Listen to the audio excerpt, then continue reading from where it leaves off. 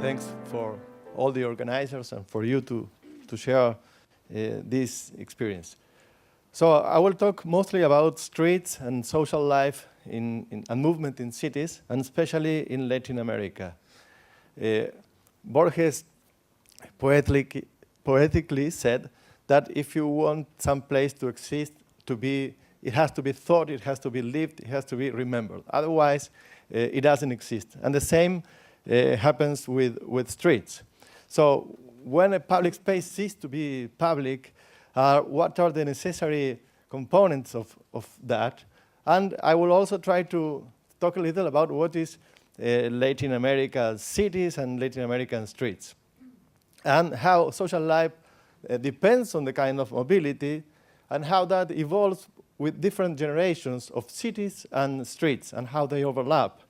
And then how mobility puts a special strain on public space, how it relates to inequality, and we were discussing a little bit of that yesterday. Who decides and how these coalitions work in one sense or the other, and all these efforts from Future of Places, from UN and Habitat, from UHANS, to do some guidelines and toolkits. When they arrive, is it early enough? Is it too late? And then the final thought about how our future cities and streets are being built. So if we talk about Latin American streets, it can be the idea of a Latin American city.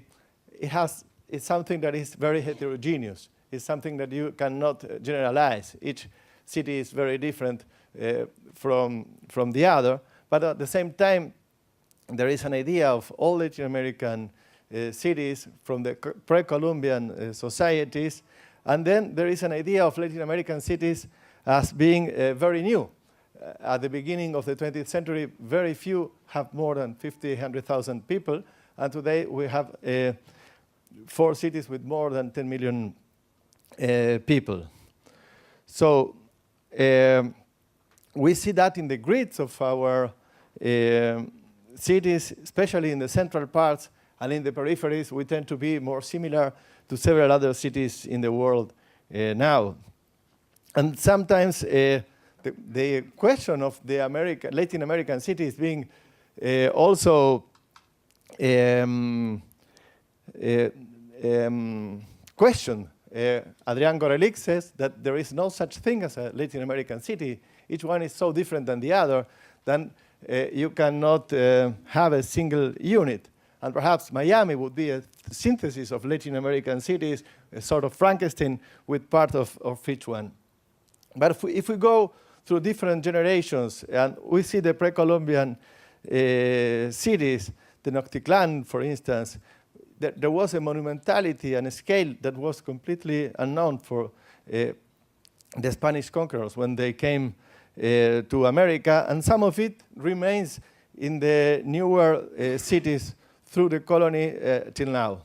And then the colonial city with the Spanish grid of the Leyes de Indias, which is still present in several of our cities, in Havana, in Quito, in Ouro Preto.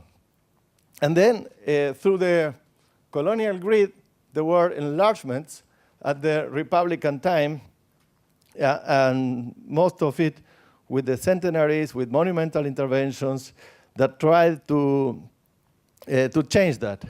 And then we can start a debate on how the street is lived, and the idea of someone who is streetwise and has the skills to interact with other people in a vibrant world or in a quiet neighborhood, it's a little bit relative. It depends, it comes from the street, but not every street provides the cultural support for that exchange to have place. And that is one of the questions we wanted to raise. This is a collective research we did with our institute, with authors from several Latin American cities. We have an online version in English and in Portuguese too. I think it's in the kit. But it depends a lot on which sort of street, which sort of pit, which sort of intersections, and which sort of plinth, you said, we have. It was good. Thank you. Thank you. So at this point, we have some monumental interventions, and then we, in our cities, included also the idea of landscape and parkways, and in Buenos Aires and in Rio. And there was a conception for speed, but still combined with several other functions of the city. And the idea of trying to integrate the landscape. And then, as we said, almost 80% of public space is composed by streets in a wide range of cities. And if we add to that stations, sidewalks, landscape, trees, bridges, parking places, and other pieces of contemporary infrastructure, we are having most of our public space conditioned by mobility. But however, growing motorization, bigger distances, brought the idea of trying to isolate mobility from the other parts of the city, as most of you know and experience in your own cities.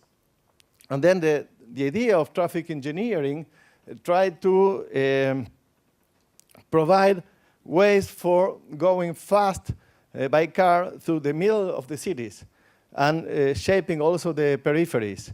And this is, it not only took a very big toll on the quality of the city, but it didn't solve, as is often argued, the mobility problem. In many cases, it made it worse, and sacrificed environmental and social values as well. So it produces also, this is in Buenos Aires, which is a street very walkable, but it has these interventions, and it splits completely one neighborhood to the other. As Manuel Herce says, the one who had the girlfriend on the other side has to think about someone else, because it's almost impossible to continue. And if we see that in Chile, I'm sorry that we cannot see the other part in Santiago. This is a sort of beltway, but we also see that different incomes, people with different incomes, travel differently. And also when the motorway goes through less affluent neighborhoods, it do effects like this. You see that? No. Yeah, well, you have to do a sort of solid bridge to go from one place to the other. But when it goes to more affluent neighborhoods, special infrastructure has to be built, because the neighbors won't accept such an intrusion in the neighborhood. So people with different incomes not only travel differently, but they also are affected differently by the street infrastructure they have in their neighborhoods. And also, it's not only a question of fairness, it's something that it's sadly a sort of aspiration through all the craft of advertisement. When people tend to have higher incomes, there is a sort of lifestyle that want to have their car, want to have these new social aspirations, and this idea of isolation of the society walled one from each other in terms of safety with justification of different nature, but producing very segregated societies. And then we have a sort of new generation of Latin American streets conditioned by the BRT, which is a Latin American innovation that started in Curitiba, and it allowed it to have much more intense streets, to have much more capacity, and to have that in better environmental conditions, and to think about the denser city. We has to do all that section, trying to see in different directions and not only on the floor. And that is something that is has been very successful on a first generation. And then to a larger scale in Bogota, where in all motorways, some sort of priorities and a system of BRTs did quite an improvement in mass public transportation. At one point, there is a trade-off between this less expensive and much faster infrastructure of the BRT and the metro or heavy rail for the city. Up to an extent, it's very good. After you have to pass a certain capacity, other infrastructures are better. And it also produces a split in the street. Thank you. And for those who have to exit, they have to go through a bridge and then get down. And it's also some problem of accessibility that has to be overcome. And in Santiago, this is also the study of one of our colleagues, they did these corridors, and in the first generation, the idea of the quality of public space was not completely involved, and it's almost an understatement. And now they are thinking differently, and they are having a big competition for trying to do a much better public space in La Alameda. But there were lessons learned from this first generation of corridors of BRT. And also in Buenos Aires, in one of our great avenues, 9 de Julio, there was a BRT in the middle. There were some debates and battles, and there were streets that were completely turned down because of that. But at the end, it was, in a certain way, a political success because it was popular for the people traveling. I myself was a little bit more skeptical and on the side of defending the trees, and I think they could have been saved. But anyway, the idea of giving priority to public transportation over overall the general traffic was popular, and people appreciated that. But still, if we try to learn a little bit more about our experiences, you have this example in Bogotá, in Avenida Jiménez, studied by Isabel Arteaga, the project of Rogelio Salmona, where the speed was not the most important issue. The quality of public space was playing a central role, and the integration of nature, of the small river, and the shape and the intersections, and that allowed it to recover of the whole neighborhood, and also trying to study that in different dimensions. And then also there is the street that has several functions, and the exchange, the formal and the informal, that is more or less successful depending on the kind of street. Some places are created in pedestrian streets. Sometimes there is a fight for the space, for walking or selling, and sometimes even in motorways, when congestion is very high, there are places for commerce. But we have a new thinking. At the same time, we continue building motorways, but we are demolishing existing ones, like this case in Rio, or like 70 other cases in the world. So we are, in Latin America, still struggling between one sort of vision of the street and the other.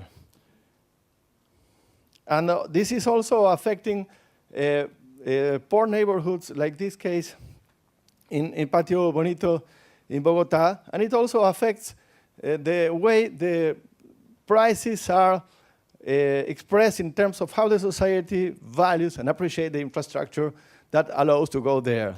You can read there that it's advertised, and it also have a bike motorway, and this is something that is appreciated and allows, even in a poor neighborhood, to have a special price for that. And we try to see the way, not only along the big corridors, motorways, transportation corridors, but also on the other side. This is a new project for our institute. How to see across, how to think in terms of those who are being traversed, and those who are not the object of the main attention, and in small interventions that can improve the quality of life of the people. And this, we have a whole set of cases about that for next time. But the question is, who decides? and when to shape the values in our communities to try to decide between an infrastructure or another. I don't know any plan that states, I want to do a motorway that will split neighborhoods by half, that will affect the people with better incomes and will be bad for the others. But however, it's a fact that key actors have a role in deciding that that will happen. And it would be naive to think that in the peripheries we can reproduce the conditions of the central city, the historical process, and that will be different. But there are still values in Latin America and in Italy and everywhere else. But there are values that can be thought before the urbanization grows. And that is one of our greatest challenges. The part of the city that is growing, especially in our cities that are still growing, and what planners can do for that. And I think the idea of a toolkit deserves our best efforts, but sometimes it's not enough. It's a political fight, it's an educational fight, it's something that you have to decide on how you evaluate the projects.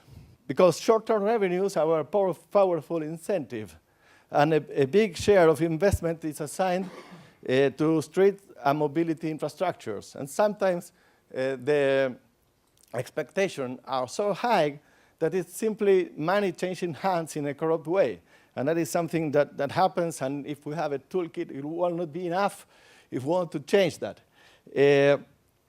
And also, a little bit more sophisticated, some tools for evaluating projects assign more value to those traveling by car than those traveling by public transportation, as Eduardo Vasconcelos points out, talking about evaluation models, even for publicly financed projects and for multilateral bank finance projects. So small improvements that might not be tempting for big projects might still change the lives for many people.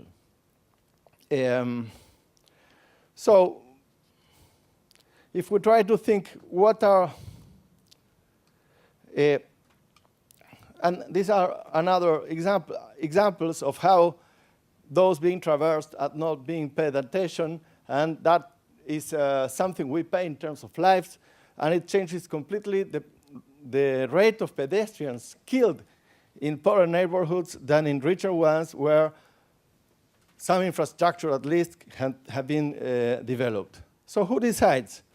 Real estate developers, city governments, international and multilateral lending banks, social organizations, or as Saskia said yesterday, big investment funds or financial corporations. Perhaps to different extents, all of them. But it cannot be narrowed to a single actor. But to know the outcome will probably help to raise awareness of the political challenges ahead for our streets. And within that framework, to accept a role that sometimes can be a little bit more humble, but for urban planners, but it will probably help to focus on goals that can be achieved. And designing streets and spaces for mobility conceived for their uses as enablers of social lives, bridging gaps for those left behind, reducing the damage to the environment, and widening the scope of real intervention is certainly a minimum aspiration that can be fulfilled. That is something, a message we wanted to pass through. If you want to learn from the examples, the internet site is completely available on open source, as you say. And you are also invited to provide new examples and to have a better interaction with that. So thank you very much.